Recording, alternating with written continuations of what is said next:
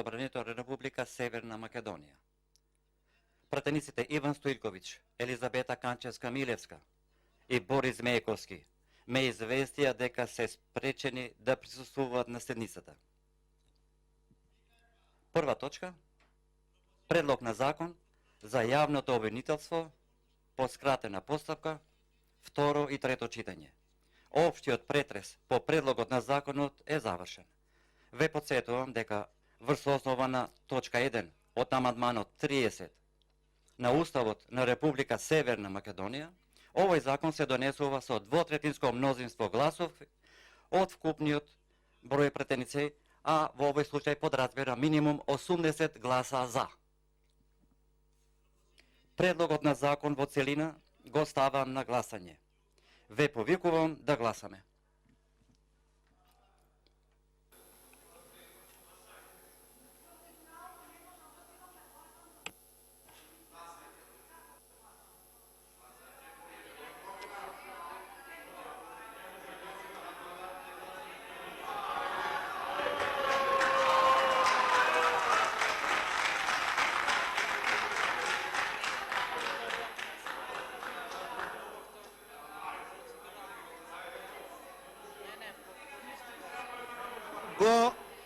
Го поништувам гласањето. Го поништувам гласањето. Ве молам. Го поништувам гласањето поради. Го поништувам гласањето. Процедурално Лилјана Поповска.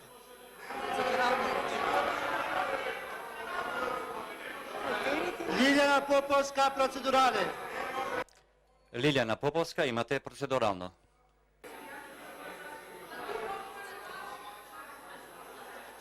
Во расправата не гласаме. Се пријавуваат за процедурално.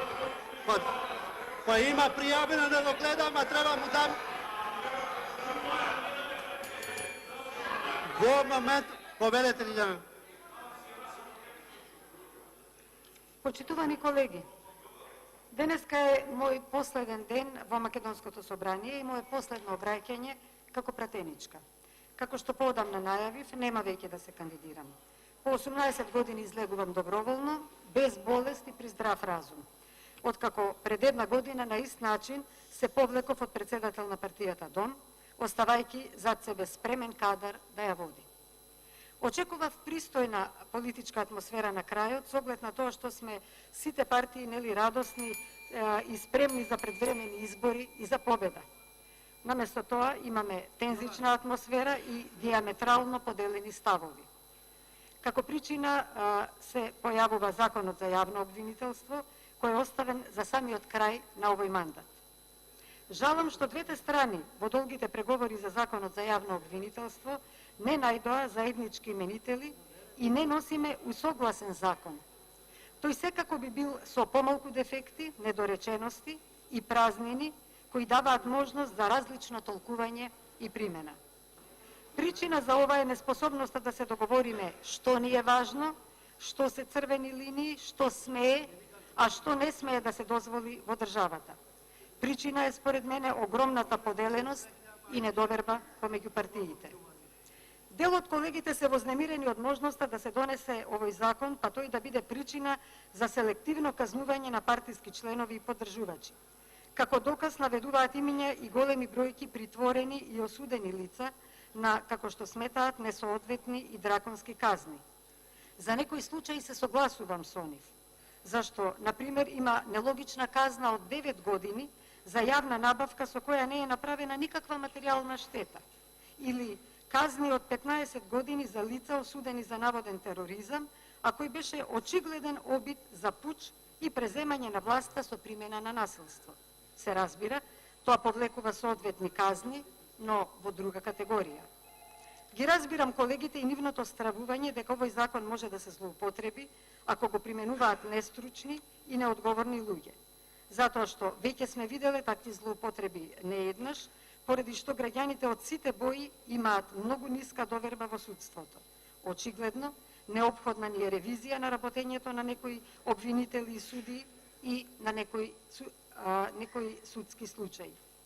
Друг дел од колегите треперат од можноста да не се донесе овој закон за јавно обвинителство, па тоа да биде причина за недоволно добар извештај од ЕУ, кој ќе им послужи на некои земји како изговор повторно да го блокираат почетокот на преговорите со Македонија.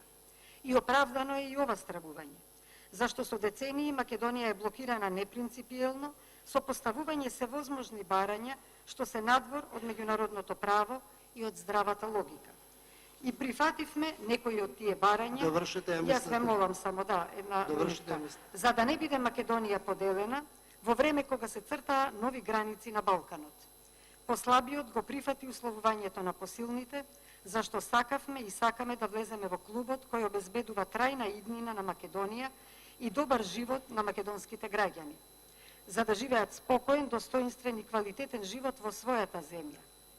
Македонската одисеја продолжува и не можам да тврдам дека токму во март ќе го добиеме одамна заслужениот датум. Но не сме во положба да ја ризикуваме оваа хипотетичка можност за конечен почеток. Почитувани колеги, на сите ви благодарам за соработката и ви посакувам поспокоен живот во иднина, независно кој ќе биде овде во парламентот, а кој надвор од него.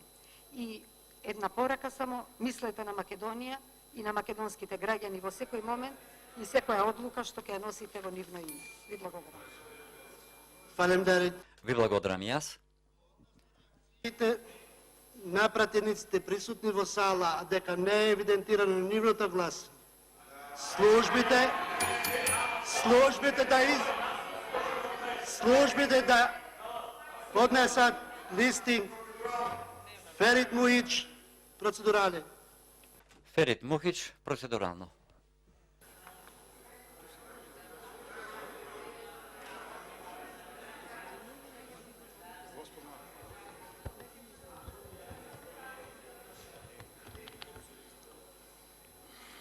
Почитуван председателе, почитувани колешки и колеги. Она ноќ, вчера, завчера, кога беше, колегата Илија Димовски ми упати еден комплимент кој јас, знаејќи го како сериозен, го прифатив сериозно и тоа обврзува. Имено, неговата интерпретација може би доведе до дилеми кај многумина од нас, интерпретацијата дека со прераното прифаќање на промена и на името и на називите и така натаму, вклучително сега што ќе биде и со АРМ, ние сме го прекршиле Преспанскиот договор и тоа на наша штета во корист на Грција. Таа интерпретација страда од она што јас би го нарекол логички астигматизам. Имено и покрај сета своја извонредна проникливост, колегата Димовски превиде дека тој договор по својата формулација не е императивен, туку колоквијален. Тоа значи тој не вели само и нужно после 5 години, туку до 5 години, почнувајќи од подпишувањето. Тој посочи дека со тоа сме го загубиле еден многу сериозен адут. Сме можеле да се пазариме, да се договараме уште долго време, уште 5 години. Тоа е точно.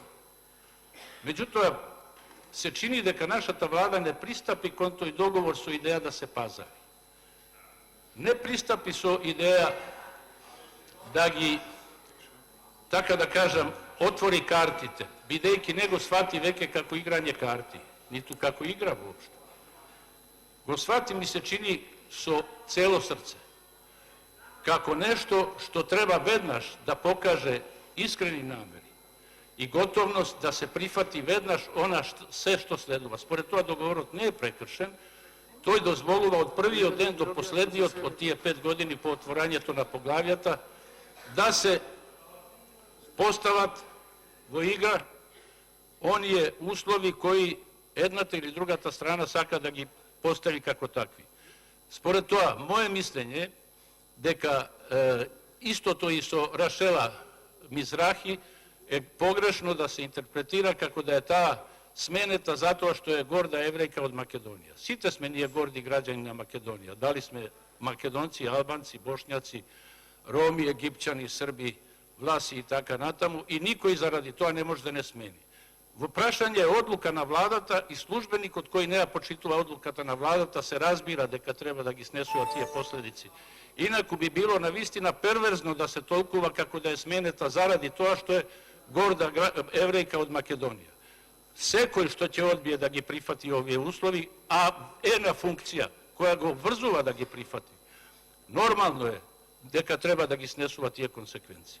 Накрај, јас сакам многу подолго да зборам, барем 10 минути, но накрај, од мене во оваа прилика само два совети. Внимавајте, интегритетот е она што е најзначајно за нас. Интегритетот е столб на секој парламент. Тој најлесно се губи и најлесно се расипува. Имајте го на ум, корупцијо оптими песима. Расипувањето на најдобрите е најлошото. Тие најлошо се расипуваат и најлесно се расипуваат. Следете го она што е ваш интегритет, не плашете се, бидејќи кај што завршува стравот, таму почнува слободата. Благодарам.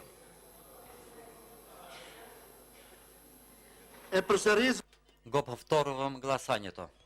Ве повикувам да гласаме. Значи, ве повикувам да гласаме.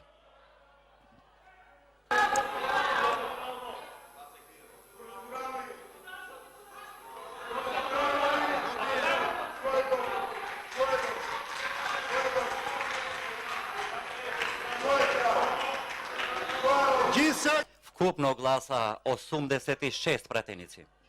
80 гласа за.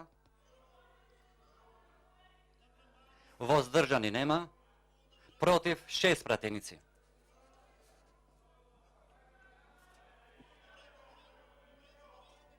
Процедурално Никола Мицевски. Констатирам дека собранието го донесе законот за јавното обвинителство. Криминалци! Криминалци! Само тоа можам да го кажам. Бараме процедурално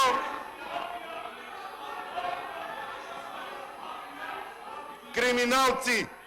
Криминалци нема што да внимавам. Ова што го правите.